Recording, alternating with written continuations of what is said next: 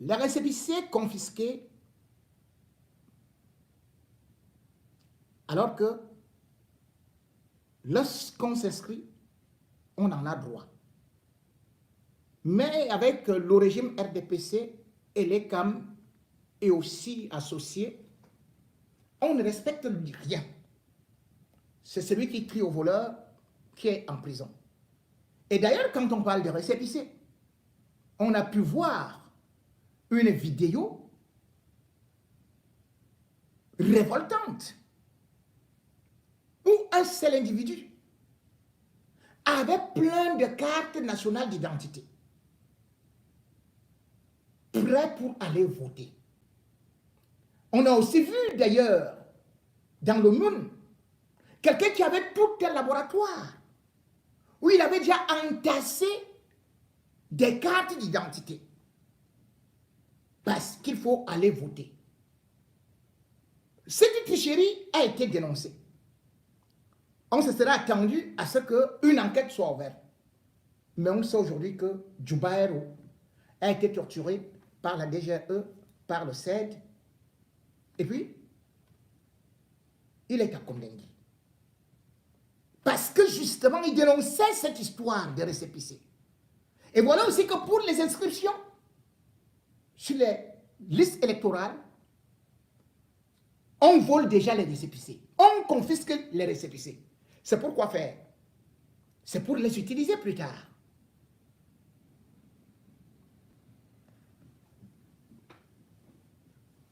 Les récépissés ou bien les cartes d'identité sont fabriqués généralement à partir de la délégation générale à la sûreté nationale. C'est elle qui a gagné ce marché, qui, bien évidemment, est aussi partie négocier avec d'autres entités, puisque au Cameroun, rien ne se fait sur place. Même nos passeports et ceci et cela, on préfère aller donner des marchés, même à la Côte d'Ivoire. Un pays qui se dit souverain ne peut pas fabriquer ou sa pièce d'identité ou son passeport. Rien. On confie aux entités étrangères. Dans cette histoire de récépissé, comme je dis donc, il faut bien des complicités au niveau de la délégation générale à la sûreté nationale. D'ailleurs, je vous disais que dans un classement, la police camerounaise était dans le top 10 des polices les plus corrompues au monde. Et quand on voit ce qui se passe et les dénonciations qui sont faites par les policiers et les officiers eux-mêmes, on comprend donc que ceux qui sont un peu propres ne peuvent même pas évoluer dans la police camerounaise. Parce que là-bas, on protège les malfrats, on protège les doubles cimes, on protège une société qui est dans la dépravation des mœurs.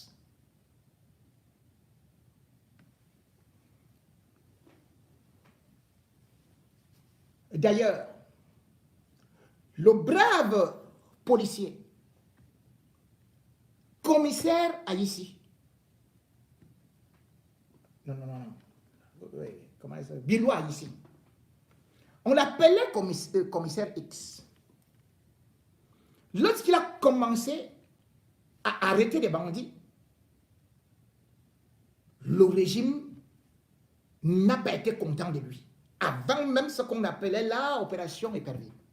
Et d'ailleurs, c'est lui qui a eu à le finir, à l'enlever même de la police et l'envoyer à Kondengui. C'était Laurent Esso. Il n'était pas encore ministre. Il l'a envoyé à Kondengui, juste parce que ce commissaire pourchassait des bandits. Quand il est sorti de Kondengui et a été blanchi, il n'a plus jamais eu un centime. Pour quelqu'un qui était major de sa promotion, il n'a jamais eu un centime. Aujourd'hui, il ne voit plus.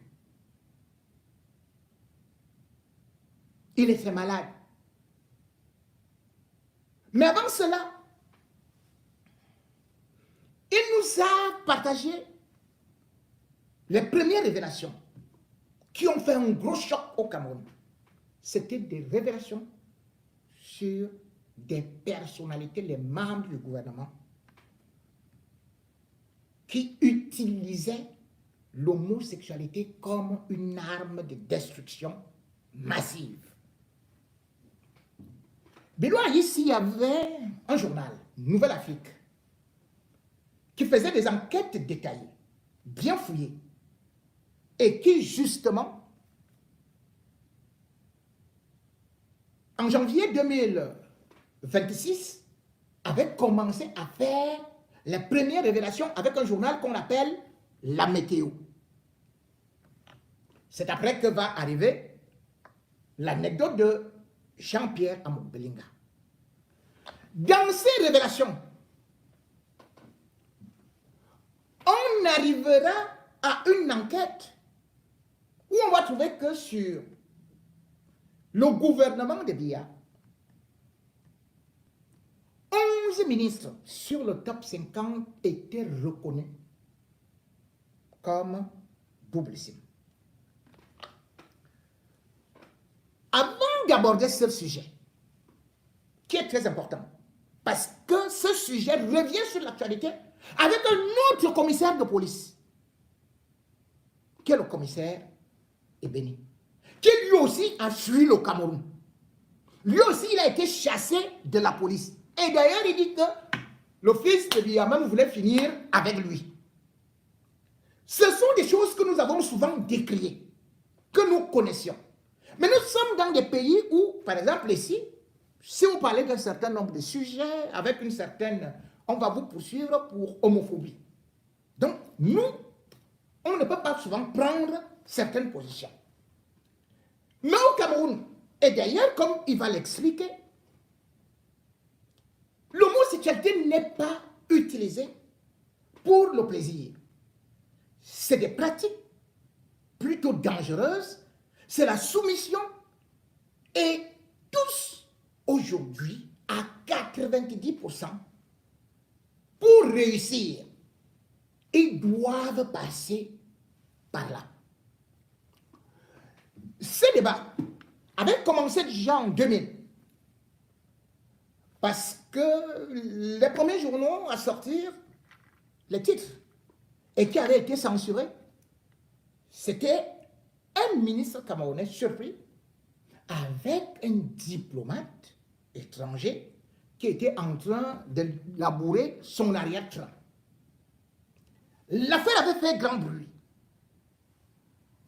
Comme j'ai dit, je ne peux pas citer ceux qui sont, voilà, surtout dans des pays où on dit que non, si tu... Voilà. Et ces diplomates, la solution, c'était qu'ils viennent, qu'ils rentrent dans son pays. Mais lorsque ça éclate de nouveau, c'est là dont on va voir des visages. Souvent, on n'a pas eu à donner certains éléments. Mais aujourd'hui, les éléments concrets sont bel et bien là. Je vais vous faire passer, bien sûr, la sortie du commissaire Ebeni, même s'il ne cite pas des noms. Il faudrait aujourd'hui qu'on vous dise, que je vous dise la genèse des faits. Comment en était-on arrivé là?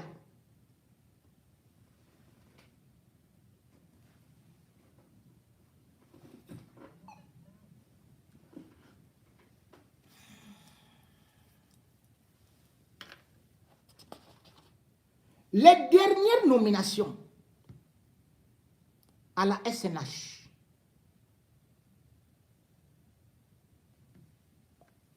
ont un rapport avec cela. Dans les dernières nominations,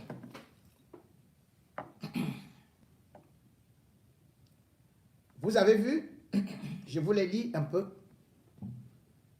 Note de service numéro 155 bar SNH bar A-DG bar 2025 du 1er avril 2025. Article 1. Désignation des coordonnateurs. Faisant suite à la note de service portant création des postes de coordonnateurs à la SNH, les responsables ci-après sont désignés coordonnateurs ainsi qu'il suit. 1. Madame Mukokombonjo Clotilde, cumulativement avec ses fonctions de directeur financier, est chargée de la coordination des activités financières, budgétaires et comptables. Je reprends le nom. Madame Mukoko Bonjo Clotilde Michel. Bon. Madame Mukoko Bonjo Clotilde Michel, la voici. À côté de Nathalie Moudiki. Et ça, c'est Moudiki. Cette femme que vous voyez, elle est là parce qu'elle doit se taire. Elle est là parce qu'elle doit se taire.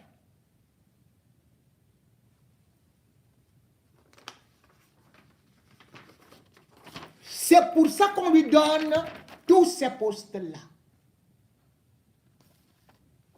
Pourquoi elle doit se taire? L'affaire des ministres double SIM, c'est elle qui provoque ça.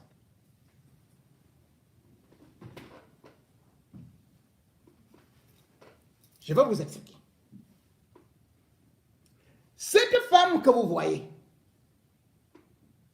qui aujourd'hui, pour tenir, elle fume du Marlboro, elle boit du Grant, a été détruite.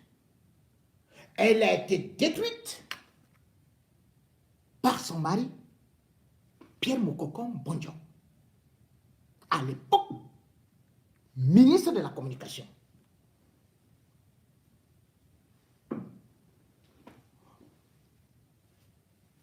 À l'époque, vous vous rendez compte?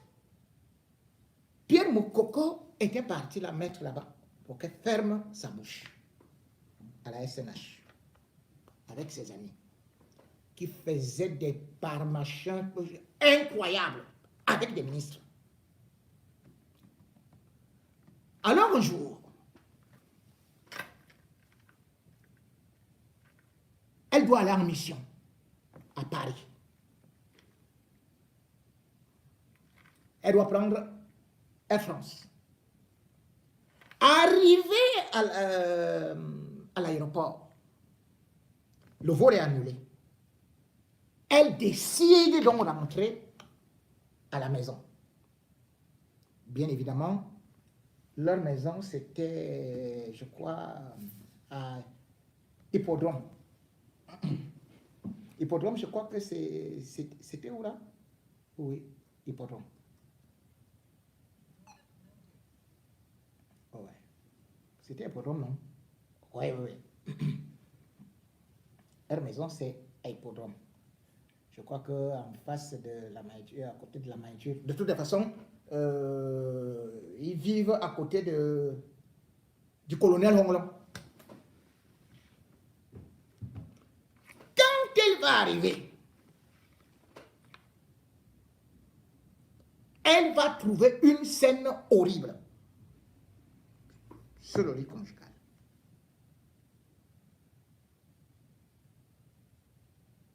Le ministre de la Communication est en train de labourer leur fils. Parce qu'en fait, ils avaient adopté un neveu. Le neveu de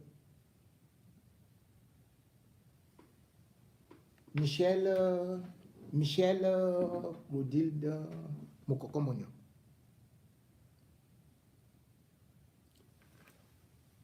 Ils étaient sous. Il était sous. C'était une scène horrible sur un petit enfant. Elle s'enfuit donc.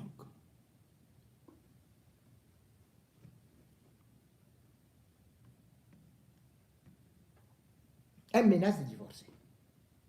Mais la famille décide de calmer. Mais quand elle s'enfuit,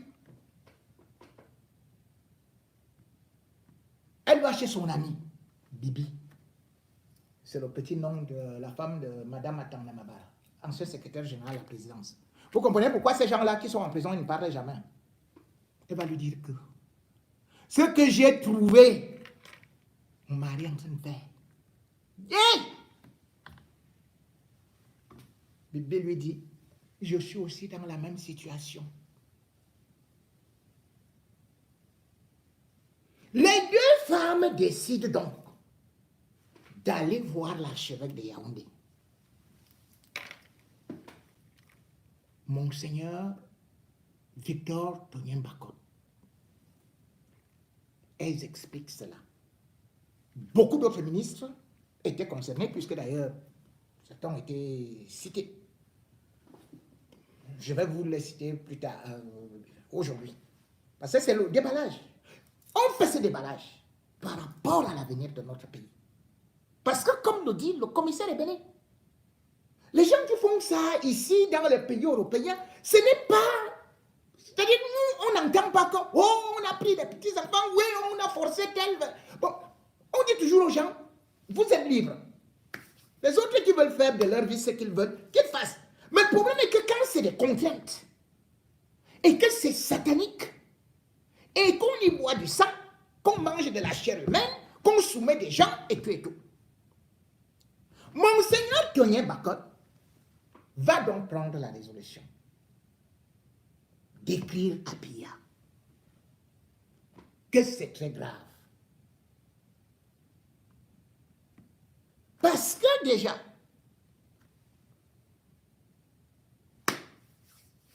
lui-même, il était au courant de toutes ces choses-là. Il envoie la lettre à Biya. Biya ne réagit pas. C'est ainsi donc que Monseigneur Bakot, dans l'homélie du 25 décembre, c'est-à-dire jour de Noël, il va donc attaquer. Voilà ce qu'il va justement déclarer.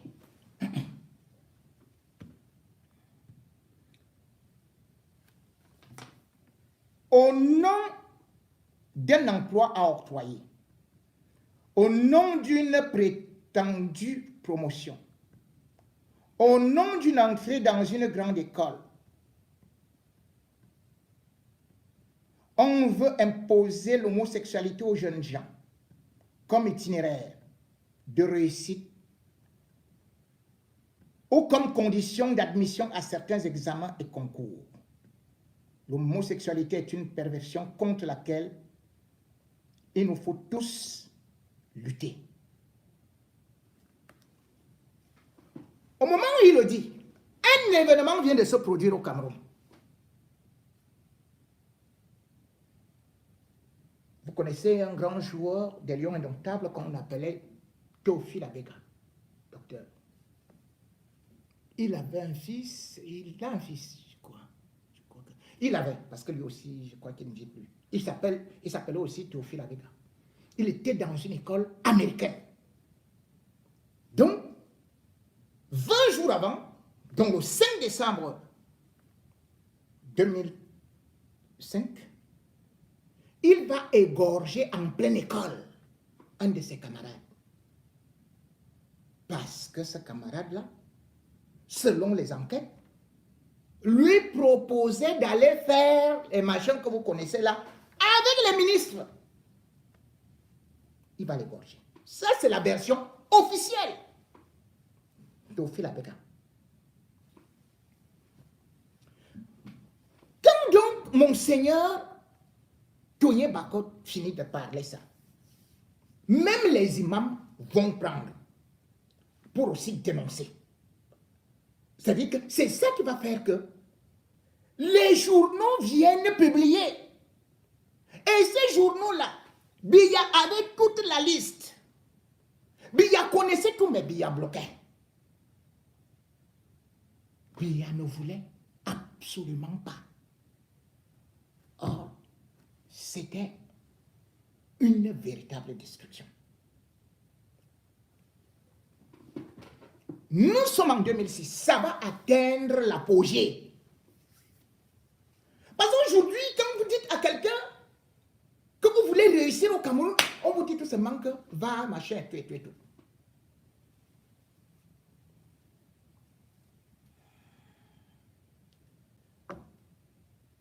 Je vais prendre, avant de vous citer les noms des ministres, parce que je vous ai dit que Coco, il était à Hippodrome en face Baïture. Mais on disait de ne pas parler. Mais une autre chose va se produire après que les journaux aient publié ça. Le 21 août 2006. C'est pour ça qu'il faut parler de ça. Parce que ailleurs, vous n'allez pas entendre que machin et tout ça. Mais c'est terrible. Le 21 août 2006, il y a un étudiant qu'on appelait Jomo Pokam. Olivier Jomo Pokam.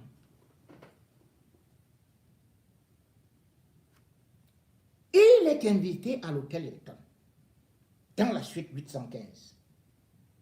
Il arrive ce jour-là à 11h. Il parle avec le standardiste. Et puis, on lui passe le téléphone. Il l'appelle dans cette suite.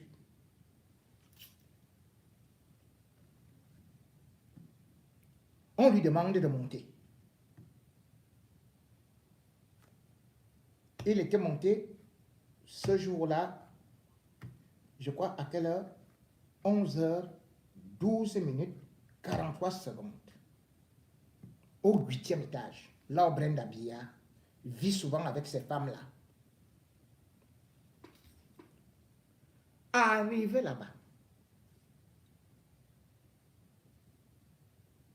des personnalités de notre pays, les membres du gouvernement, étaient dans cette suite.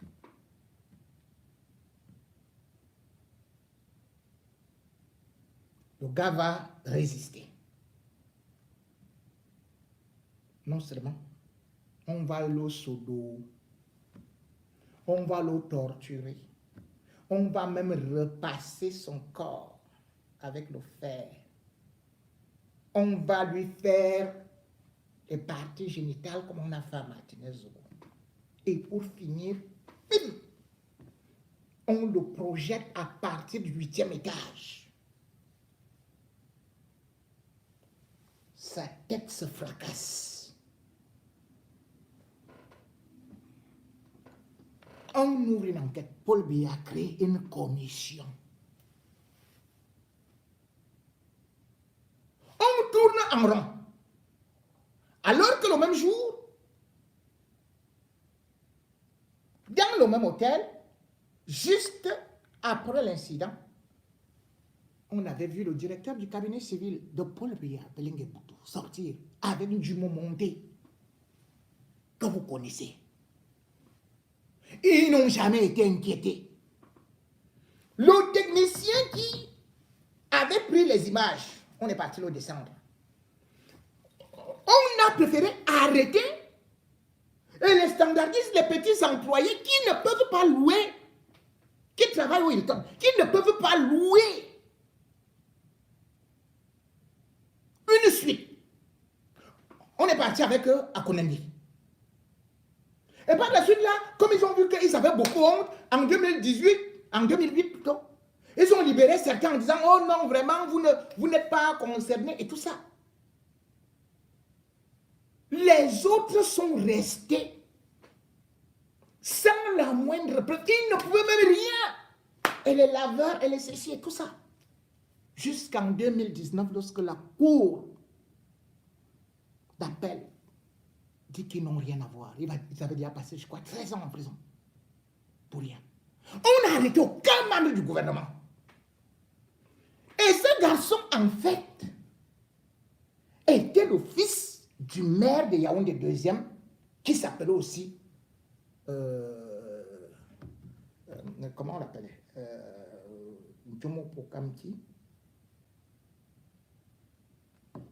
Il s'appelait Njomo Pokam. Mais je ne connais plus trop son nom. David, voilà, David.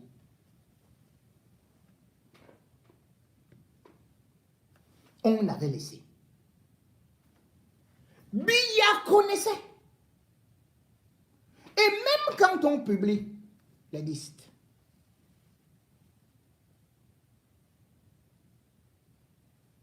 il y avait qui? Grégoire Rona. Pas que.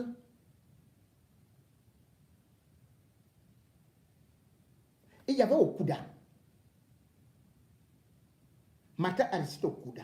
Il était ministre des Travaux publics qui était cité. Et il y avait des témoins qui l'accablaient. Il y avait Benjamin Amama Mama, ministre de la fonction publique. Tout le monde savait qu'il était recto verso et qu'il faisait de la prédation grave. Et il y avait Luc Magloire Atana, ministre du Commerce. Et il y avait... Bref, dans cette... parce que la liste était très nombreuse. Je parle de ça aujourd'hui parce qu'un commissaire revient maintenant avec ce sujet. Et parce que ce sujet-là n'est pas du passé, c'est du présent. Parce que regardez ce qui s'est passé en 2021. En 2021, parce que le Cameroun fait peur. Ce que Biya a mis dans ce pays et l'avenir de la jeunesse, c'est très grave. Ces gars-là, les ministres de Biya recueillent des jeunes, vont avec eux. Et vous savez qu'il y a des mots de passe. On peut t'appeler un finga, c'est-à-dire couverture, au coquillard. Quand celui-là dit, je vais t'envoyer le fax, le ministre là, quand le ministre là te dit, je vais t'envoyer le fax, ou le directeur là, cela veut dire qu'il va te bombarder, il va envoyer le fax où?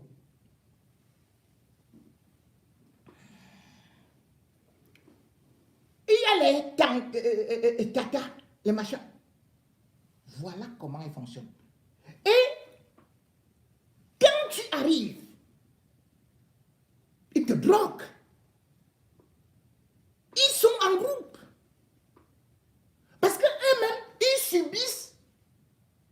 D'abord, ça, c'est-à-dire que le baptême.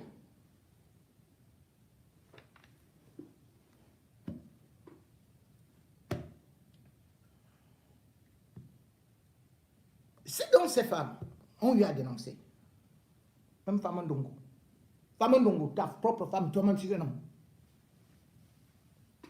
Ce qu'elle disait. Regardez-moi les combis. Aujourd'hui. Avant de venir sur, comme je disais, moi les combis, il y a des femmes. Mais vous avez suivi comment est-ce que un jeune qui est actuellement à Kondengui témoignait dans mon émission que le gars là, ce qu'il lui faisait et ce qu'il fait à ses gardes du corps, aucune de ces femmes ne vit avec lui, chez lui. Maintenant, il a un chef, un jeune chef des ceux. Le gars est venu se faire opérer ici. Je ne veux pas seulement donner son nom. Un cousin d'Ernest Obama. Enfin, c'est un chef du côté d'Ernest Obama. Il sait de qui je parle.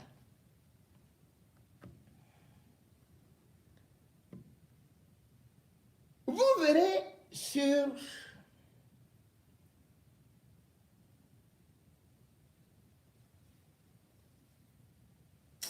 bon, Avant de revenir donc sur des ministres et d'écouter ce qui est en train de se passer dans notre pays, parce que voilà tout ce que Biya va laisser avec son régime. Je vous disais, comme toujours en décembre, dernièrement c'était le 6 décembre 2021, toujours au Hilton. Cette fois-ci, ils ont changé d'étage. C'était au 6e étage. Un jeune aussi qui était chauffeur à l'ambassade des États-Unis au Cameroun, à Yaoundé. On l'appelle Épier Valentine, je crois que c'était, voilà, quelque chose comme ça. Valentine Do. Il avait été retrouvé mort. Après avoir aussi été abusé. Toujours par un membre du gouvernement. Qui avait fait qu'il entre. Qu'il entre. Parce qu'il rentrait, il était avec son ami lui dit que faisons un tour là-bas et tout, et tout, et tout. On ne sait pas s'ils étaient nombreux, si c'était ceci, mais toujours est-il que ce membre du gouvernement est là.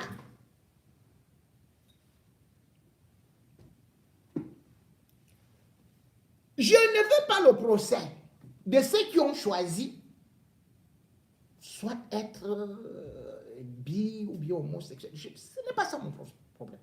Mon problème, c'est qu'il y a des crimes. C'est que la jeunesse, aujourd'hui, est obligée d'être esclave, de subir, de boire du sang, de faire des rituels, juste parce qu'on te dit que si tu ne fais pas ça, tu ne peux pas réussir. Bon, je mets donc d'abord les révélations de ce commissaire. Ce commissaire, ce n'est plus les choses que machin et tout. Parce que quand Titus Edouaki était à la présidence, il vous le disait. Quand nous, on vous le disait. Quand Atebe ne le disait. Quand le commissaire Agissi Bilou Agissi a écrit que dans ses enquêtes, que c'était très grave. Mais là, on va maintenant, c'est trop grave. C'est trop grave. Trop grave. Voilà Brenda Biya qui est là-bas. Voilà Brenda Biya. Comme on dit que maintenant, son seul travail maintenant, c'est dire qu'il faut un projet de loi pour autoriser son mariage. Donc, une histoire réelle qui s'est passée au Cameroun. Oui, il s'agit d'un responsable qui a assuré l'intérim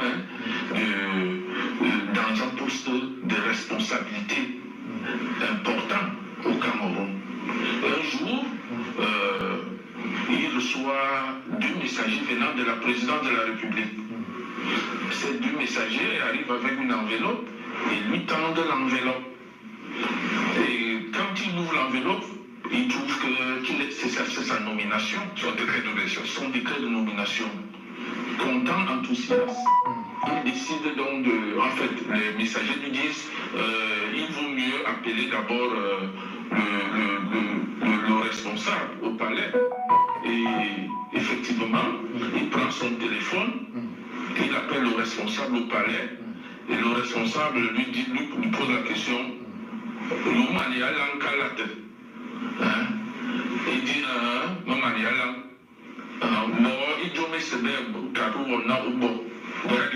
est-ce que tu as fini de lire la lettre? Oui, il dit j'ai fini de lire. Il faut donc il faut que tu fasses ce qu'ils te demanderont de faire.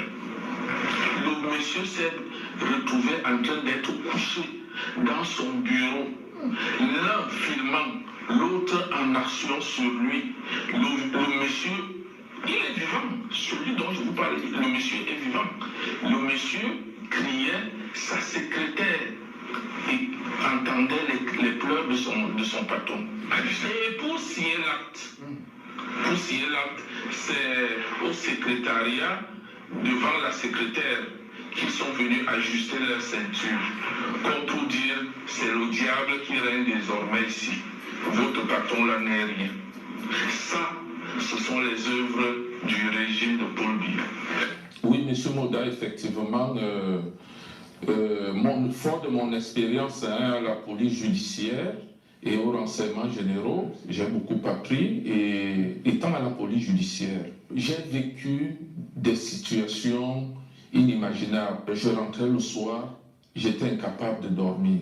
Des épouses, des hautes personnalités, elles prenaient le courage à deux mains, elles venaient vers moi à la PJ, à la police judiciaire, pour se plaindre de leur mari. C'était des femmes complètement abattues. Et lorsque vous vouliez savoir de quoi il était question, Bien sûr. elles vous disaient qu'elles ont des enfants, garçons et filles, qui sont violés, qui sont violés, oui, par leur père, le géniteur. Et ce n'était pas des personnes de petit calibre, il s'agit de personnalités. Bon, dans ce genre de situation, on ne va pas interroger une personnalité sans avoir une autorisation de la hiérarchie. Bien sûr. Bon, parfois, tout au moins la majorité de cas, je ne recevais pas d'autorisation. Et lorsque je pouvais me battre d'une manière ou d'une autre à me rapprocher de la personnalité, on me renvoyait, en fait, après, on pouvait arracher quelques mots sur des confidences le concerné, il me renvoyait à des loges, des contraintes des loges, et qu'il ne faisait pas ça sciemment pour détruire ses propres enfants. Et que parfois on leur demandait même de faire ça en présence de leur épouse. Donc, cette histoire m'a tellement abattu, je passais mon temps à m'interroger. Comment on peut faire son enfant, garçon ou fille, il fait popo, il fait pipi sur vous, et puis après, un jour vous vous retrouvez sur cet enfant ou derrière cet enfant. Bon, tout ça m'a tellement... j'ai gardé tout ça en mémoire. Alors, lorsque je suis affecté aux renseignements généraux, j'ai la chance, les renseignements généraux vous donnent la possibilité d'être partout au même moment, d'entrer partout, parce que c'est de la police en civil. Bien sûr. Et j'ai constaté qu'il y avait une bataille terrible en haut lieu, c'est-à-dire au niveau des décideurs du Cameroun. Cette bataille avait un rapport avec les loges. Ça veut dire que ce que les gens ne savent pas, c'est que tout gouvernement que Paul Biya a fait, il se réfère toujours au grand maître des loges camerounaises, parce qu'il y en a plusieurs.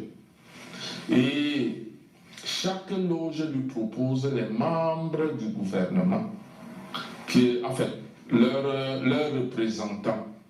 C'est d'ailleurs pour cela que le procès de Paul Biya sur la gestion du Cameroun, c'est aussi le procès des loges. Je me suis rendu compte que les loges étaient des obstacles à l'évolution du Cameroun. Alors, face à une telle catastrophe, je me suis dit, avec tout au moins une administration comme celle-ci, avec un gouvernement comme celle-ci, même si nous faisons 100 ans, nous ne pourrons jamais nous développer. Est-ce à dire que le conflit présent aujourd'hui au niveau de la Fédération de football camerounaise et du ministère, c'est cette opposition de haute instruction? Est-ce qu'une illustration? Effectivement. Hein? C'est chaque loge qui reçoit ses instructions ailleurs. C'est d'ailleurs pourquoi, M. Moda, quand j'arrive en France, je suis très affecté par ce qui se passe dans notre pays. Je me dis, si nous ne faisons rien, ce pays est fichu. Et je veux comprendre ce qui se passe. Ce que j'avais comme expérience à la police judiciaire, avec ces femmes qui se battaient, elles voulaient la justice contre leur mari. mais les procédures n'allaient nulle part. À peine on initiait les procédures qu'elles étaient mises de côté. De l'autre côté, aux renseignements généraux, la bataille des loges. Alors, je me suis dit, c'est l'occasion, je suis en France. Il faut trouver les raisons de ce qui est en train de se passer dans mon pays. Il faut faire les recherches. Une fois en France, je me suis inscrit à l'université parce que l'université me permettait d'avoir accès aux archives. Très bien. Je me suis inscrit à l'université en Master 2, études politiques européennes et internationales, à l'université Paris-Esmal-la-Vallée. C'était en 2010-2011, année 2010-2011. Et le sujet, ça va vous surprendre, le sujet de mon mémoire de recherche, c'était l'échec du système de formation occidentale de l'élite politique africaine. Illustration faite sur le Cameroun. Voilà. Ça, c'est ce mémoire, M. Moda. Voilà ce mémoire. Parce que je connaissais, quand je parle du Cameroun, je connaissais les maux dont souffre notre pays. Et je savais que si ces maux ne sont pas réglés, ce pays n'ira nulle part. Et c'est comme ça qu'une fois inscrit, comme Dieu ne fait jamais quelque chose à moitié, M. Moda, il n'y a qu'une seule enseignante spécialisée dans mon domaine qui doit m'accompagner. Elle lit mon sujet de mémoire et elle adopte. Elle accepte m'accompagner dans mes recherches. Et vous savez qui est cette femme? Vous allez le dire. Quand Dieu veut vous aider à avancer, il met tout à votre disposition. C'est la femme de l'ancien ministre de la Défense française sous Jacques Chirac. Très bien. Et c'est comme ça que elle m'accompagne en m'ouvrant, en me donnant la possibilité d'accéder dans les archives de mon pays. On m'a posé la question, est-ce que vous êtes homophobe? Est-ce que, vous savez, en France, c'est légalisé? Je leur ai dit, ce qui se passe au Cameroun n'a rien à voir avec l'homosexualité. Chez nous, c'est du satanisme. Vous vous rendez compte? Ce qu'on fait subir aux pères de famille, les pères de famille sont détruits, vous vous rendez compte? Imaginez-vous, dans une administration où tous ceux qui doivent avoir des promotions baissent la culotte. Ces gens, psychologiquement, sont complètement détruits. Ils ne peuvent pas travailler pour l'intérêt du pays. Ils savent qu'ils sont là, ils bénéficient à la force de leur derrière. Et c'est pour ça qu'ils sont méchants. Ils veulent tout détruire, ils détruisent tout.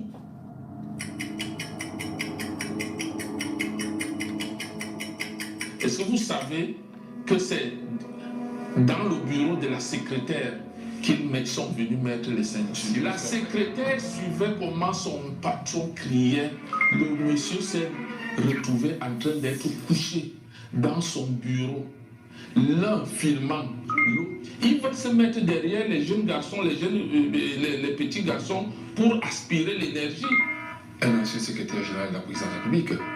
Dans le gouvernement actuel de Paul Biya, il y a un ministre qui couche sa fille depuis toute petite. Son épouse le sait. Est-ce que vous qui êtes du Nord Cameroun, vous êtes ressortissant du Grand Nord? Embouteillage. Pour moi, je le répète, je persiste. Le Cameroun n'a pas de problème. Le Cameroun n'a que le problème de son élite. C'est l'élite qui cause tous les problèmes que nous avons. L'élite s'enrichit, elle est injuste, elle est dans l'homosexualité. Regardez un journal triennal, révélation satanique d'une prostituée de luxe. J'ai vendu du sperme au ministre. Voilà le journal. On n'a pas dit qu'on a vendu au Bayam Salam ou au Motoman ou aux étudiants. On a vendu au ministre. Alors, la question c'est, quand le ministre achète le sperme, c'est pour faire quoi avec? C'est le sperme de qui? C'est ça la question. Vous avez lu le livre de Titus Edouard. Il dit qu'il y a des séances pour boire le sang. C'est le sang de qui? Dans la séance là, c'est qui et qui et qui et qui? Charles Il y a Ateba un est livre là. qui circule. Allez sur le net, Cameroun 100%. Vous entendez ce que Barak dit? Il raconte comment on tue les gens, on égorge les gens, etc. Est-ce que c'est ça que le président Paul Biya nous a promis? En 1982, le président Paul Biya a dit rigueur, moralisation, justice sociale, etc.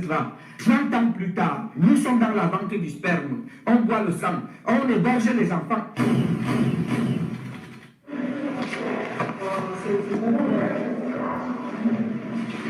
Ici, nous sommes dans le bureau du ministre des Travaux publics. Voilà un homme nu. Chenganou Djoumessi. Je ne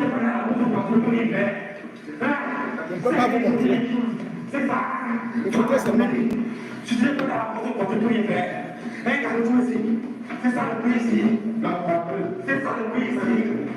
Chenganou Djoumessi.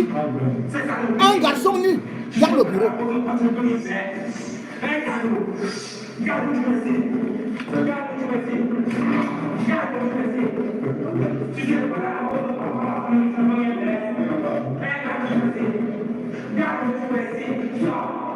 Tu n'es pas mon père.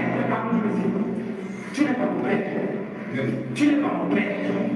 Mon père, c'est mon papa dans sa main. Tu vas le dire dans la tu vas le dire mon papa dans sa main. Tu vas le dire sa garde aussi. Tu t'es dans la route de face de mon père.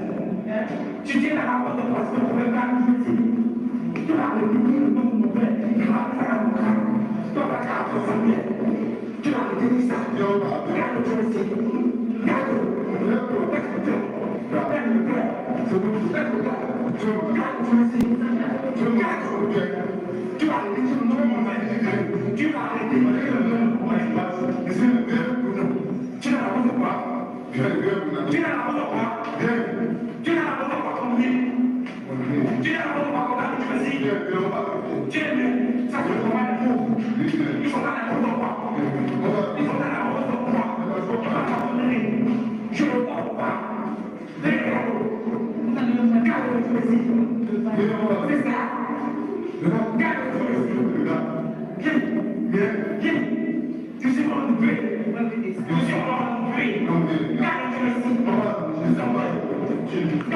Il est complètement nu. À quoi? Dans ce ministère.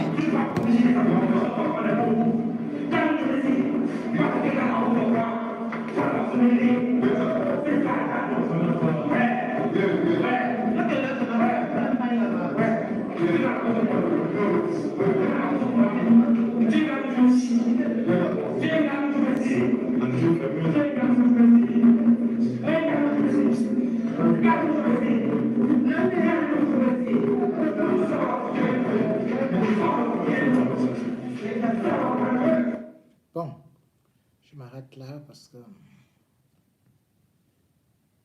Mesdames et messieurs,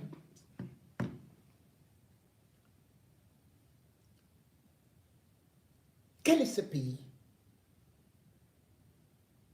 où la promotion passe par la malle arrière? Vous savez, ils ont les mots d'ici. Hein. Au Cameroun, il n'y a pas de mutuelle. Mais quand vous entendez les gens là vous dire la mutuelle, cela veut dire que c'est le cercle des ministres avec les enfants qui sont, ou des personnalités comme ça, on les appelle des acteurs passifs. Ils font partie de la mutuelle. Ou bien, eux, les ministres, ils sont dans la mutuelle. Maintenant, quand ils finissent avec toi, tu fais partie de ce qu'on appelle l'orchestre. Mesdames et messieurs, ce n'est pas pour aller jouer la musique. Est-ce que vous entendez? Donc, si vous êtes dans un milieu là, vous commencez à parler des choses bizarres, l'orchestre, il faut d'abord... C'est que l'orchestre, ça hein? Ou bien carreau. Et puis, je m'adresse à la jeunesse. Comme vous voulez vite arriver là, avoir de grosses voitures, des belles montres, crânées. Sachez donc que quand on vous invite là,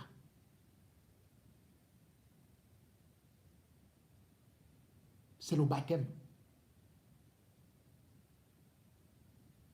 Si vous partez refuser, vous êtes mort.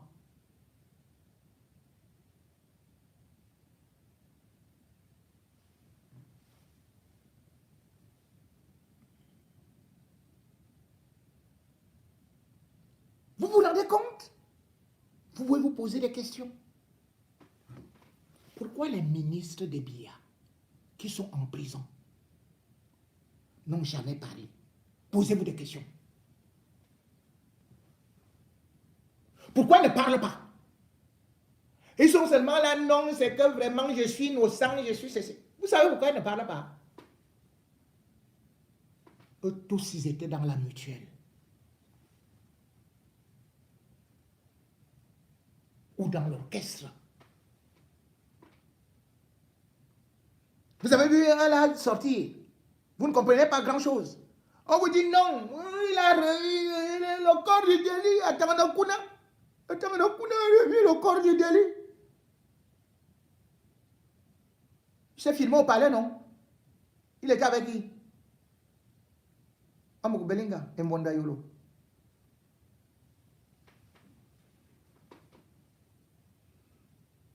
Donc vous croyez que vous partez comme ça au palais et vous ressortez comme ça, hein?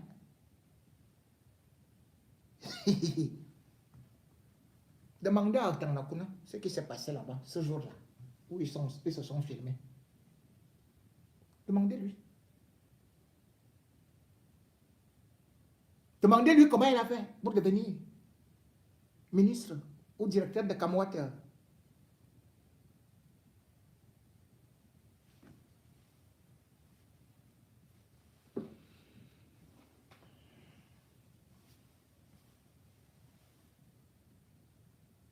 Demandez à Mwandayoro pour son amitié avec les fils Ndé. Comment ils sont morts?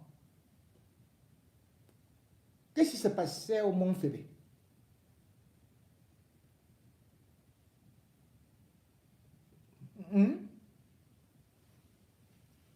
Bon. Comme on a parlé des noms là,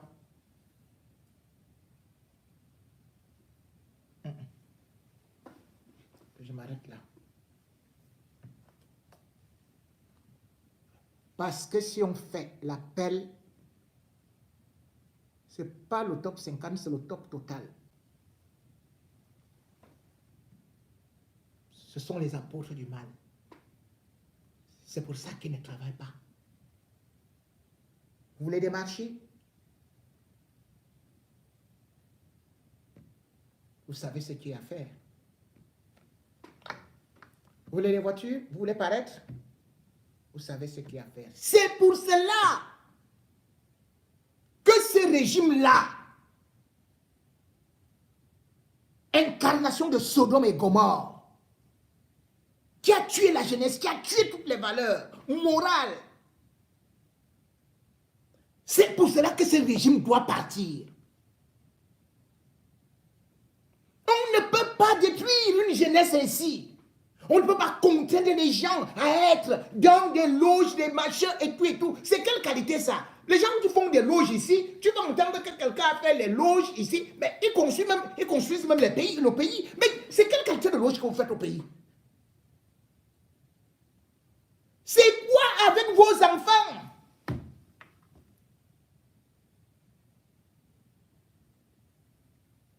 Par honte, parce qu'il y avait eu la pression. C'est pour ça que Biya a enlevé calmement Moukoko Mbonjo du gouvernement. Ouais, c'était exceptionnel. Alors que mon coco Mondio, il était en train de... Il dit que je vais porter plainte, je vais faire ceci, je vais faire cela. Porte-parole du gouvernement. Il a été enlevé du gouvernement. Pourquoi? C'est parce que Monseigneur Tonien Bakot était décidé à tout balancer. Et alors, on est parti loger cette femme, Michel Moukoko Bonjour, en lui disant que, d'ailleurs Moukoko lui avait dit, tu crois que les postes qu'on a là, et ceci et cela, que c'est gratuit comme ça?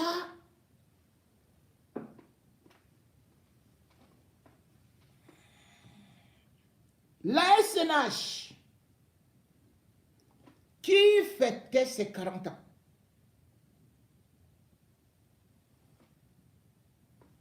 en 2020, créée par Amadou Ahidjo. Vous savez quelles sont les conditions pour entrer à la SNH? Pour être promu à la SNH,